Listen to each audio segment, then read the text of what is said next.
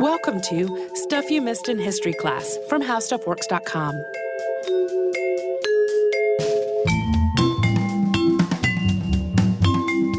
Hello and welcome to the podcast. I'm Holly Fry. And I'm Tracy V. Wilson. And today we're actually recording in studio an episode that we actually prepared for a live show at the Women's Rights National Historical Park as part of their Convention Days programming.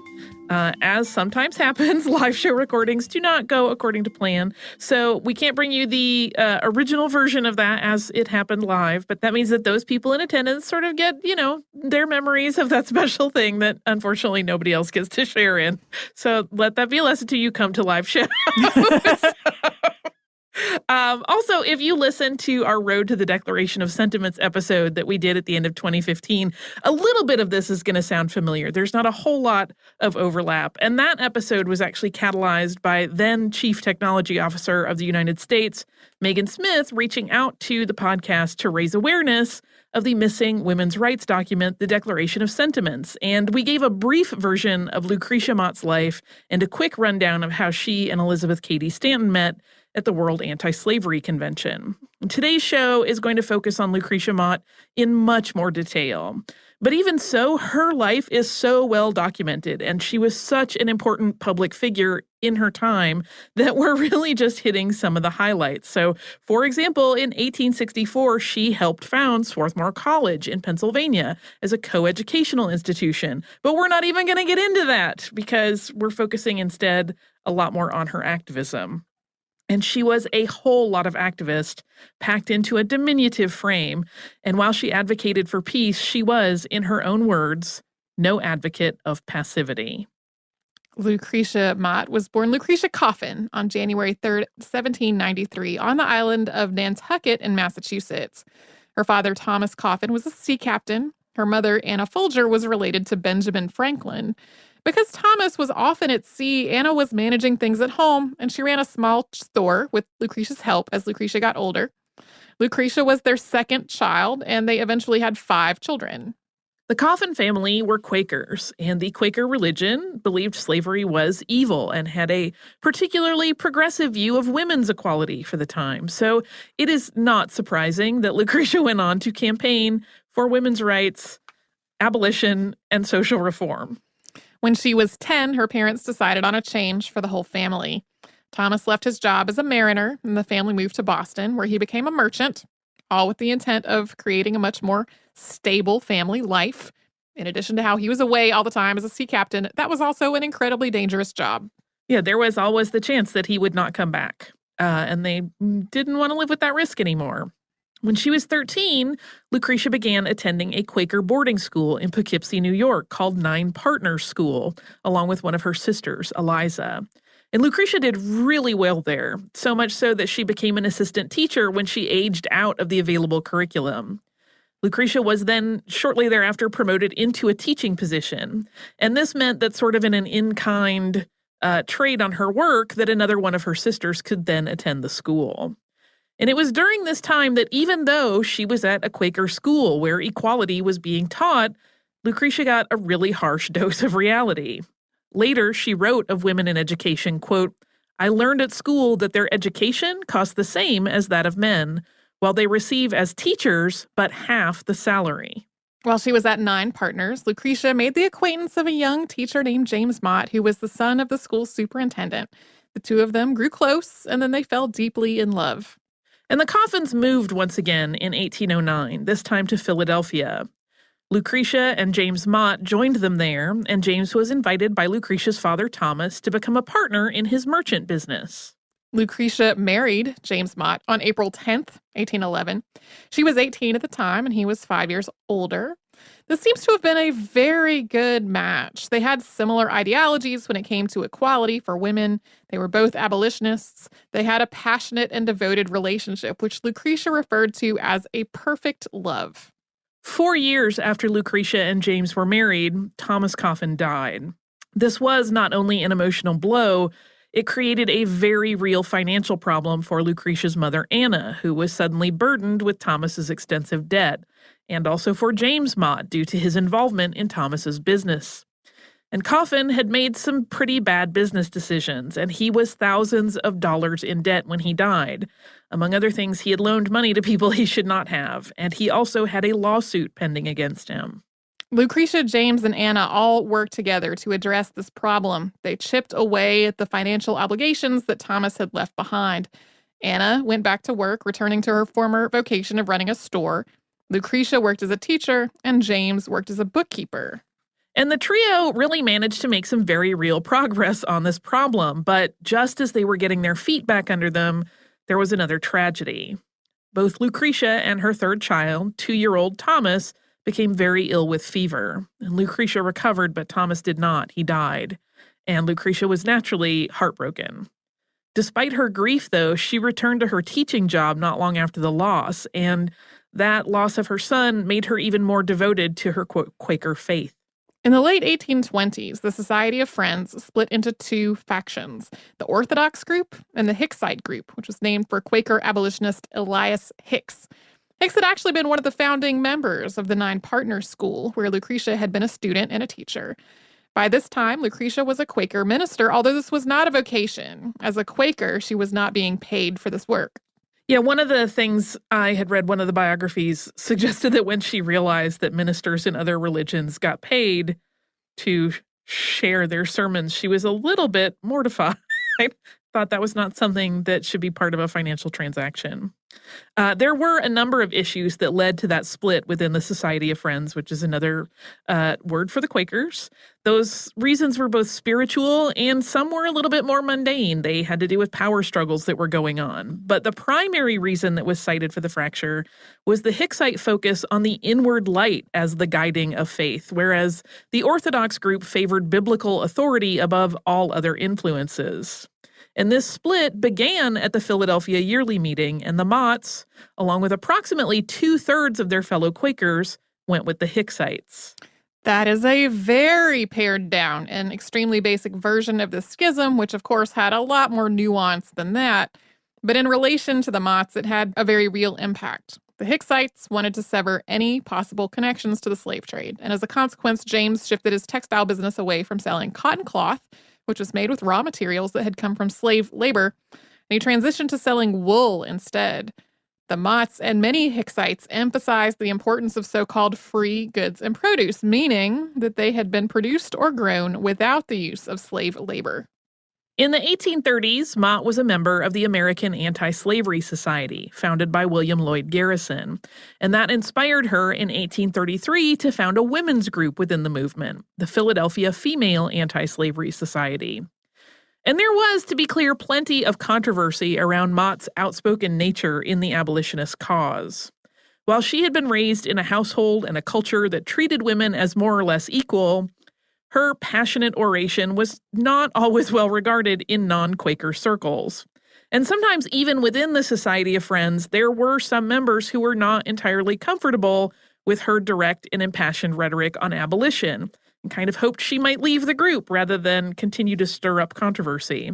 And there was also a very real danger in being a public vocal abolitionist. But Lucretia drew a great deal of strength from her faith. And when she spoke to groups about slavery, that strength really helped her to make her position clear, and it helped her to sway people to her cause. People who heard her speak described her as being eloquent, calm, and very persuasive in her use of logic to condemn the practice of slavery. Coming up, we're going to talk about a particularly frightening week for the abolitionist movement in Philadelphia. But before that, we are going to pause and have a little sponsor break.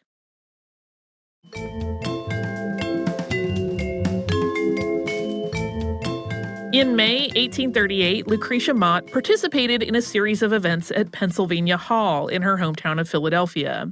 That hall was brand new. It had been designed by Thomas Somerville Stewart, a Scots-Irish architect living in Philadelphia, as a meeting place where abolitionists could engage in free discussion.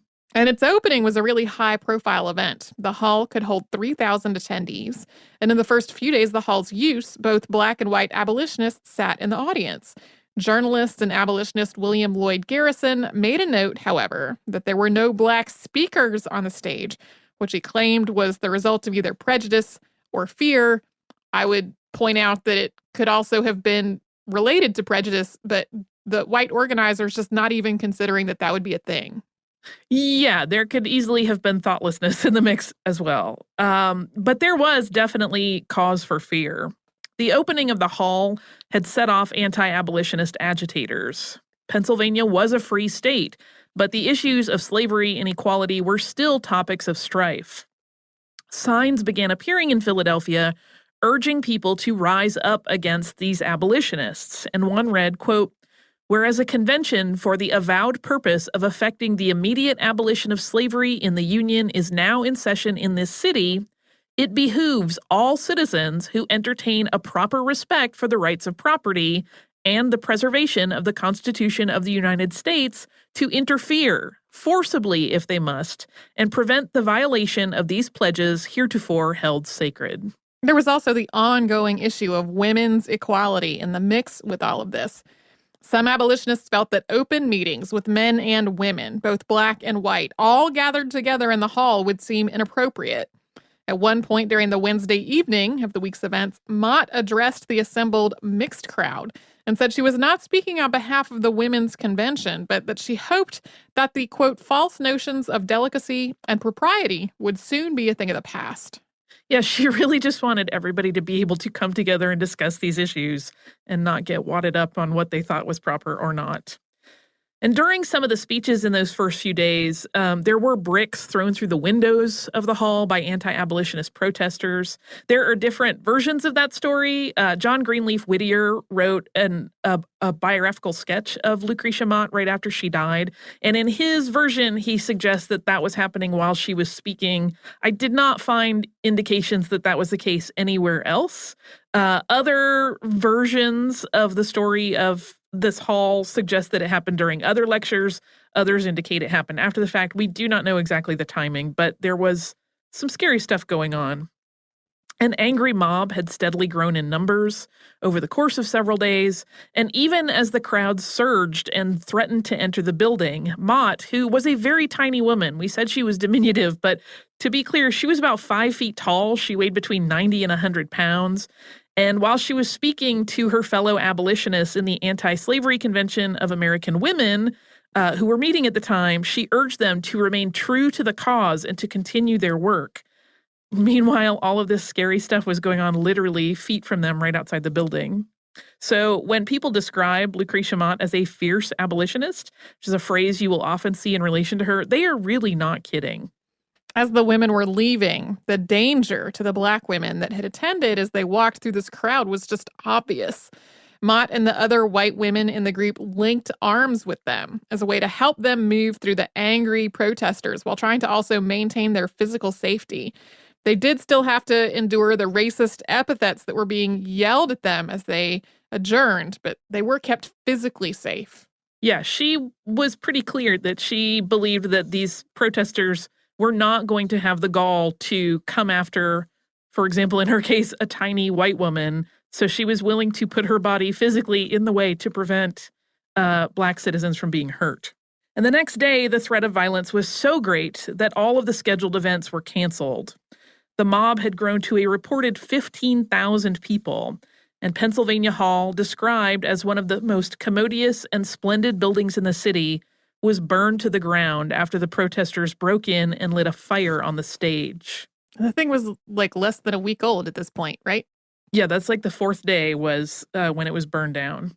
So there was ongoing violence over the next 2 days. The Mott's home was in danger as a target because of Lucretia's high profile in the abolitionist movement. Their home was spared at the end, but the mob turned its ire toward black schools and churches. The following month, the Philadelphia Female Anti-Slavery Society, led by Lucretia Mott, hosted another anti-slavery convention, and Mott once again reiterated the importance of their mission. The World Anti-Slavery Convention in 1840 was a significant event in Lucretia Mott's life. That event took place in London, and when Mott arrived as a delegate, it became clear that she was not going to be allowed to participate because she was a woman. No women were being admitted to the proceedings. Mott was certainly not the only woman who had traveled to London with the intent of attending the World Anti-Slavery Convention.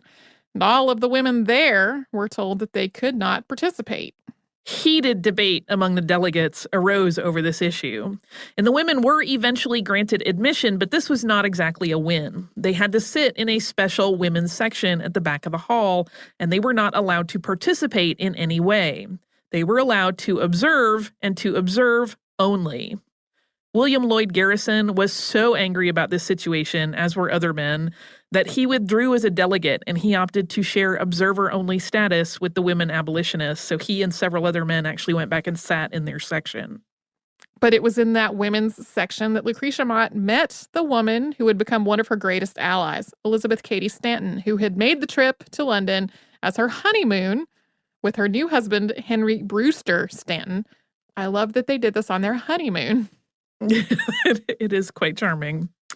Stanton made a description of Lucretia Mott at this convention, and I wanted to include this because there is a photograph of Lucretia Mott that is probably the most commonly seen in the modern era, and it is a photograph taken when she was older, and she looks a little dour, and I think that people have in their heads that she must have been a very sour woman, but in fact, she was, by all accounts, really lovely. She was described as a very vivacious youth, but I wanted to read Stanton's description of her during the convention. Quote, "She was then in her prime, small in stature, slightly built with a large head, high square forehead, remarkably fine face, regular features, dark hair and eyes.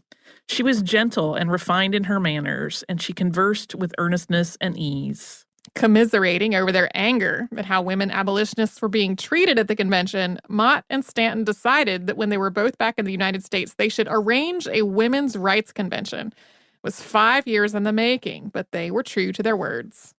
On July 14th, 1848, the following announcement ran in the Seneca County Courier, under the headline, Women's Rights Convention.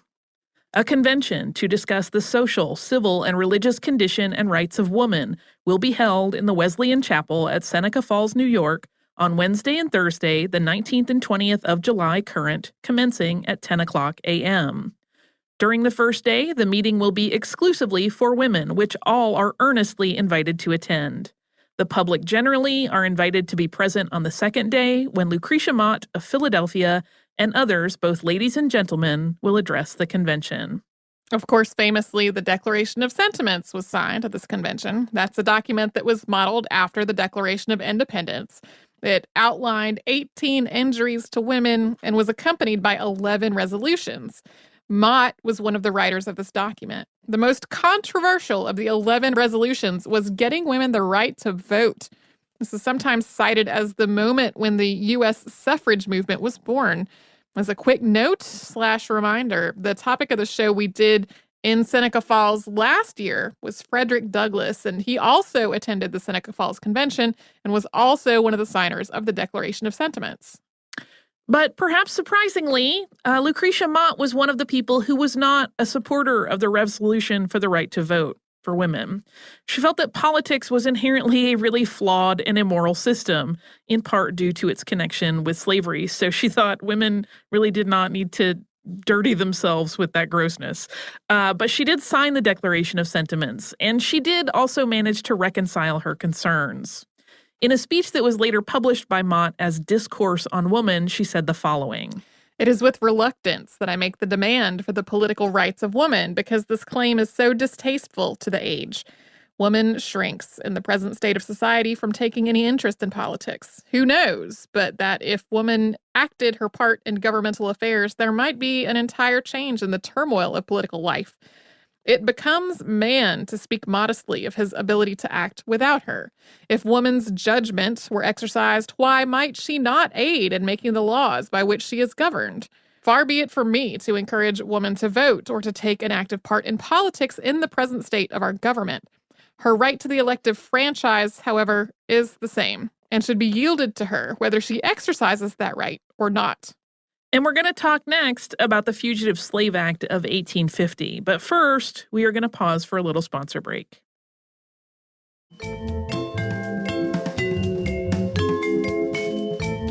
When the Fugitive Slave Act of 1850 was passed, Lucretia and James Mott protested vehemently against it.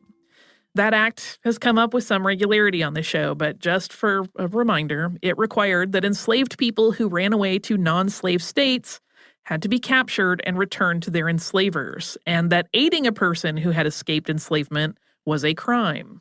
The Fugitive Slave Act caused a lot of strife, even within the abolitionist movement. For one thing, there was the debates between following the law and following the principles of equality.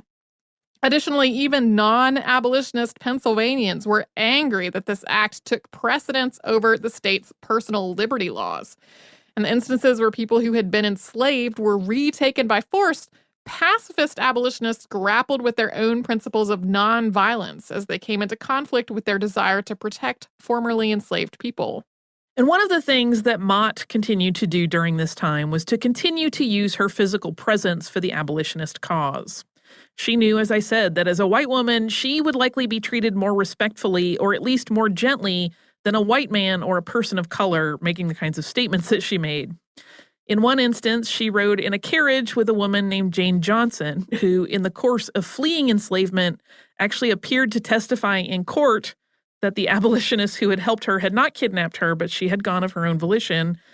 She did that knowing that the marshals were going to pursue her afterwards. So once she finished her testimony, she and Mott made a hasty exit from the court.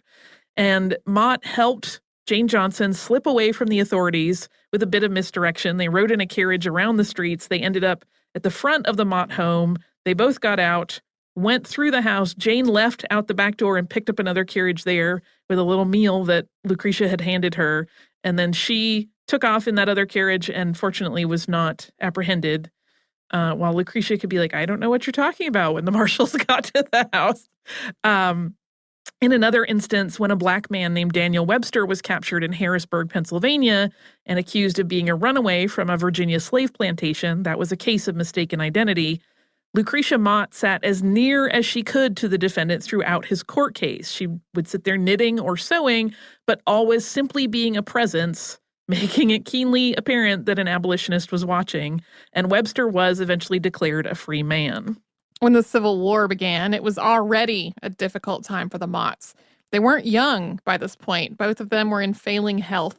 James was losing his vision, and Lucretia would read to him, but she was having dizzy spells and frequent digestive issues. And on top of that, even though this battle over slavery was obviously important and abolition had been a driving force in Mott's life since she was a young girl, her pacifism made this entire war extremely upsetting. She really had hoped that they could win over the hearts and minds of people through talking about the issue. In fact, she once wrote, quote, "The cause of peace has had a share of my efforts, leading to the ultra non-resistance ground that no Christian can consistently uphold and actually engage in and support a government based on the sword." After the Emancipation Proclamation, the Philadelphia Female Anti-Slavery Society worked to help formerly enslaved people transition into freedom. We did an episode on the Civil War contraband camps 2 years ago. We talked about the Union's gap in their plans when it came to actually helping newly freed men and women make new lives. Lucretia's group attempted to help fill that gap by raising funds and helping to provide basic needs like clothing and also offering educational assistance. But as the war came to a close, Lucretia's 40-year-old daughter Elizabeth moved back home. This was not a joyous occasion. Elizabeth was terminally ill. She was somewhat estranged from her husband. And the Motts at that point had already lost 2 grandchildren, including Elizabeth's son Henry, just before Elizabeth became ill. And so while Lucretia continued to stay informed about current events and keep an eye on what was going on with the war, her attentions were really split between her struggling family and the struggling nation. After the war, the issues of Black suffrage and women's suffrage became the subject of debate for many abolitionists and women's rights advocates. While some women's rights advocates, including Elizabeth Cady Stanton, thought that the 2 causes should be promoted together, Mott was concerned early on that things were still really precarious. She thought that they might need to see one cause through to the end and then focus on the other. In 1866, the American Equal Rights Association formed with a goal of, quote, universal suffrage, and Lucretia Mott was its first president. And she took that position somewhat tentatively, based largely on her loyalty to Elizabeth Cady Stanton, who had asked her to take that role. And she ultimately found this job really trying and unfulfilling because she spent most of the time trying to mediate the ongoing arguments among the members about where their focus should lie. They really were not getting into any actual activism. And when Stanton and Susan B. Anthony sought backing from Democrat entrepreneur George Francis Train, that became the last straw for Mott, because Train supported women's suffrage, but he was a racist. At the news of this alliance, a horrified William Lloyd Garrison wrote to Susan B. Anthony begging her not to tie up her cause with Train. He wrote, quote, "The colored people and their advocates have not a more abusive assailant than this same Train. He is as destitute of principle as he is of sense. He may be of use in drawing an audience, but so would a kangaroo, a gorilla, or a hippopotamus." William Lloyd Garrison ended this letter by telling Anthony he thought she was just infatuated with Train. That could be a whole other podcast. And I kind of want to do one on Train because he is sort of gross and horrifying, but also very fascinating.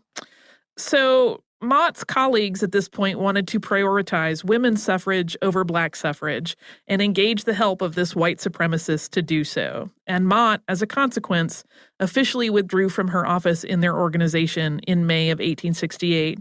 She also recommended that the entire group be disbanded. Leading up to her resignation, there were more immediate concerns in Lucretia's life. In January, James, who was 79, got pneumonia and died suddenly. While he was mourned by the public as a figure of great regard, Lucretia felt alone in the world without him. She refused to sleep in the bedroom that they had shared and instead moved into a smaller room in the house that they had moved to outside of the city. She wrote letters to relatives about her very deep sense of loss, and she stopped going to meetings of the various organizations that she continued to be a part of, not returning to them for several months. Eventually, though, she did return, and she became president of the Philadelphia Female Anti-Slavery Society, which continued even though slavery was legally abolished. They had shifted toward focusing on securing the vote for freed men. And while the 14th Amendment was passed by Congress, the group disparaged the lack of specificity in its language. While it defined citizenship in a broad sense, it didn't specifically grant political rights to black citizens, which they called out as being a clearly racist move, as it indicated that, quote, "the country and the government belong to the white man." We spoke last year about the opposition that Elizabeth Cady Stanton had to the 15th Amendment, which stated, quote, "The right of citizens of the United States to vote shall not be denied or abridged by the United States or by any state on account of race, color, or previous condition of servitude." It did not grant women the right to vote, and in reaction, Stanton made some really unfortunate and frankly racist remarks about it. Mott did not share these views, and she had expressed regret that these two issues of women's suffrage and black suffrage had ever been joined together in activist groups. But Lucretia Mott still really loved both Elizabeth Cady Stanton and Susan B. Anthony, despite their missteps. They had all been through a lot together, and so she was really saddened as she watched the group she had left, the American Equal Rights Association, suffer from ongoing infighting, which eventually led to fractures and rival women's suffrage groups forming. We've talked about that whole process in other episodes of the show. In the fall of 1880, 10 years after the 15th Amendment was passed, Lucretia Mott, aged 87, developed pneumonia. She's always a very small woman, and she lost weight that she just didn't have to lose. She grew very frail and she died on November 11th of that year. But as a nice coda, in 1923, when the Equal Rights Amendment was first introduced by Alice Paul in Seneca Falls during the 75th anniversary of the Women's Rights Convention, Paul called it the Lucretia Mott Amendment. Once again, we want to thank the National Park Service and the Women's Rights National Historical Park specifically for inviting us. It is always, in the truest sense of the word, awesome. It is an awesome treat to sit in Wesleyan Chapel and do a show where we talk about historical events that happened in that very space. Yeah, so thank you so much. We genuinely have had a great time. Both times we have gone out to convention days. It's an awesome weekend of programming. So thank you again for including us. And we apologize that some of our recording of live shows, there are elements of it that are not entirely within our control. So we always go into it hoping to get a usable recording for everyone, but knowing that there is a possibility that it will not work out. Yeah. And now I have a little bit of listener mail from our listener, Matthew, about our Leeuwenhoek podcast. He says, my name is Matthew. I'm a professional oil painter from Milwaukee. As you can imagine, I spend a lot of time by myself working in my studio, and your podcast has become a welcome companion. I'm new to your podcast, however, and am working my way backwards through the archive, and I just listened to The Minuscule Science of Antony van Leeuwenhoek. I was expecting you to mention his connections to my favorite painter, Jan Vermeer, but perhaps it did not come up in your research. For my answer on that, I grazed a thing briefly that suggested it, but at that point, putting it in would have created a whole other portion of the show that I was not really ready to focus on because I wanted to talk about his science a little bit more. But Matthew hooks us up with the information. He said, there are many art historians and scholars who believe that Leeuwenhoek was the sitter for two of Vermeer's paintings, the geographer and the astronomer. So little is known about Vermeer and his life that we can never say for certain if the man in the paintings is Leeuwenhoek, but the sitter does bear a striking resemblance to the known portraits of Leeuwenhoek. And we can probably surmise that the two men had at least met at some point as they lived in the same town and would have both been considered learned men. The two paintings are pendants, two paintings that are the same size and subject that go together. They would have traditionally been hung on either side of a doorway or fireplace. At some point in history, they were split up, and one ended in the Louvre and the other in the Stadel, Germany's oldest art museum in Frankfurt. I'm on a lifelong mission to see every Vermeer. There are only 34, and I'm close to completing my quest. And I have gotten to look at both of these pictures, and they are exceptional. One more interesting tidbit about these paintings. Hitler loved Vermeer, and during the Second World War, he had the astronomer stolen for his personal collection. I know there's a photograph of him holding the astronomer somewhere, but I can't seem to find it at the moment. After the war, it was found hidden in an Austrian salt mine and returned to France by the Allies. So yeah, I always love a little art history. I have seen, I think, that picture of Hitler holding that Vermeer. Vermeer is another fascinating character, but as Matthew points out, there are some big gaps in information about what we have of him. So thank you for sharing that with us and connecting Vermeer and Leeuwenhoek. If you would like to write to us, you can do so at historypodcast@howstuffworks.com. You can also find us at missedinhistory.com and across the spectrum of social media as Missed in History. At our website, you will find every episode of the podcast that has ever existed in our archives, as well as show notes for any of the ones in the last 5 years or so that Tracy and I have been working on the show. So come and visit us at missedinhistory.com and subscribe to Stuff You Missed in History Class on Apple Podcasts, Google Play, or wherever you get your podcasts.